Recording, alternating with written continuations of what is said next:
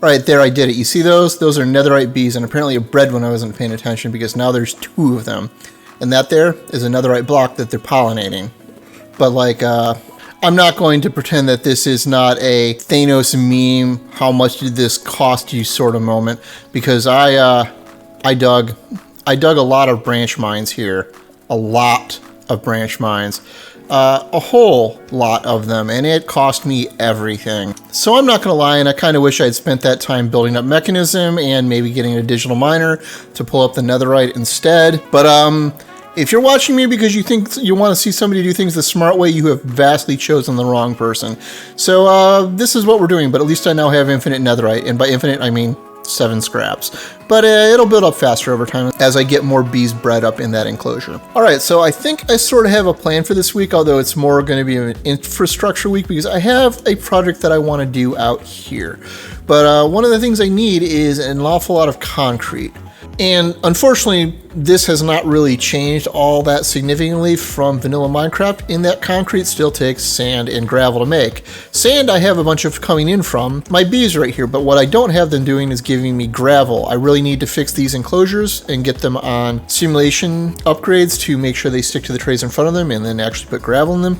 But until then, I think we're going to come up with something else and continue on with Industrial Foregoing, because Industrial Foregoing has the Material Stoneworks factory, which has changed somewhat since 1.12.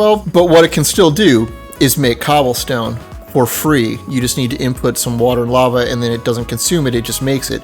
The other materials here that it creates does require some materials, although it can also do deep slate for free. But more importantly, once you have that made, it can then process them in different ways using different machine types to break them down. Like you can turn deep slate into gravel, into sand, and then smelt it into glass. Or what we needed to do, we need to just break it down into gravel. So I think that's what we're going to go set up. The machine, now that we have the progress up through the advanced machine frame, is not all that complicated to make. We just need to make another relatively expensive advanced machine frame, but thankfully we now have netherite coming in, although not much. That also reminds me that I need to go set up the pink bees that I made, because they're actually not in beehives at all. I probably should put up in that empty one right there on the top right here, because I haven't actually put anything in it since I moved the osmium bees in with the diamond, now that they're all bred up and full. So I probably should go do something about that, huh? I also built up this bank over here that isn't quite finished yet, but we can put some other stuff in there. I really need to make emerald bees ASAP as well. All right, there we go. The Material Stoneworks factory is done. Of course, I don't have a bucket of lava, so I'm gonna have to go to the nether real fast, but let's get this set up. All right, let's just put it down right here, although we need to still hook it up to the network. Let's load in the water and the lava. All right, and then now we have a bucket of each. I think that's enough. Now we just need power. We need to set this to crushing, and we tell it not to do anything else for the rest of this. And then I just need to configure my laser IO stuff. And all we need to do is put it on the north tab here because we're going in from the north. We need to give it power. We need to insert that. And we're going to want to extract the gravel when it's done. And as you can see, it's now creating cobblestone slowly and then making gravel from that. This is not going to be very fast, and it's using... I think we're okay for power because we've got a bunch backed up right now. This will fill this up, and then once I go create a drawer, it will dump it into the drawer, and I think I will add no upgrades to the drawer just so we have a baseline of a bunch of stacks of it and just call it good at that. And there we go. Now we have gravel coming in from the Material Stoneworks at a pretty slow rate. Hopefully it should be enough to get us through our next project that I want to do maybe next week. I don't know if I'm going to be on enough to generate enough gravel, and I don't chunk load my stuff just to keep the server load down for the other players because I just don't need that much in the way of materials, but we should be able to get there pretty soon. I also don't even know if I can even pull off this project, but I don't know, should be fun to at least try, huh? Got to try things new once in a while and try to like expand your skills. Failure is an option though. So while the Material Stoneworks is a super useful bit of machinery, possibly less so because I have bees, it's not the main thing I wanted to do this week as part of Infrastructure Week, because as you can see, I have a massive chest monster still, and it's even worse because it's sprawled out under my base. And I think one of the things I want to do is bootstrap into Applied Energistics 2 today, and at least get it set up for basic storage so I can dump the chests. That said, it has changed somewhat significantly, and unfortunately the quest book isn't much help other than telling you that you should go read the wiki. But the main thing that has changed is this block right here, where you no longer can just grow Certus quartz. It works like the amethysts do, and you need the Certus quartz block to grow it from. specifically these budding Certus quartz blocks. I believe you can find flawless ones inside of meteorites, but you can't move them. There are ways, but it's complicated. But I need to go try to find a meteorite. Now, I do have a fallback for this. I've created starter kits for people for AE2 because frankly, finding meteorites anywhere near anyone's bases these days it's hard because they've already been tapped out. People have found them and mined them out. But I'm gonna go do a quick look, see if any of the ones that I know of nearby have been touched or not, and go see if I can at least show you how this works. Now, this is not the meteor I'm looking for, but can we at least admire the fact that these cork crabs are just utterly freaking adorable? All right, so surprisingly, I didn't think this would work. I spent too long trying to find a meteorite, but you can use a meteorite compass to try to find one. It'll point you in the direction of the nearest one.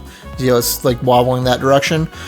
My problem was I didn't think I could use the charger because I thought I would need to connect it via Fluke's cables, which is what you need to go get from the meteorite to make from Certus. But it works just fine with the energy connection from Laser IO apparently. So let's go give this a try. And I just randomly teleported and found this. And this is amazing. I'm pretty sure, yeah, it's a random structure with a bunch of mobs in it. And wow, okay, yeah, we're just gonna leave. This spawned really close to that mushroom village thing, which was just like right over there. I only came over here for a couple seconds and found, well, a meteorite. Hopefully this is the right type because I'm seeing an awful lot of obsidian here, but it is skystone, so let's burrow into the middle of it.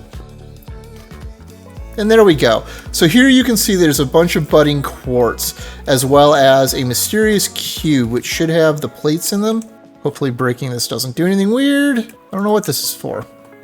Interesting. But the important part is we can pick these up with Silk Touch and move them. If there's a flawless one, we cannot do that though, because a flawless one will just break and disappear forever. But we can just pick these up and take them with us. You notice that some of these are Certus quartz blocks and others are the budding ones.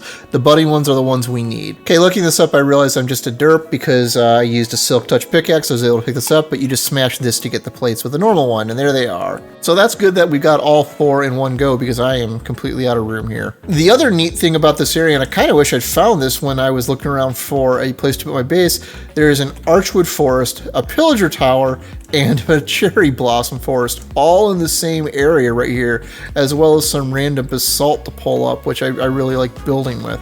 So this is a surreally good place to have been. That said, I have no idea where this is on the map because I don't know even which direction the rest of the world exists in from here. So yeah. Okay, so these budding Certus quartz act like amethysts do, where they grow crystals on them that you can harvest. You can see it as a progress. I don't know if that actually works or not. But what these do is, you see how this one says it's damaged. As it grows crystals, they decay. And they will eventually break. But what you can do is recharge them by tossing a charged Certus quartz crystal with the whatever one you have into water, and it will recharge it.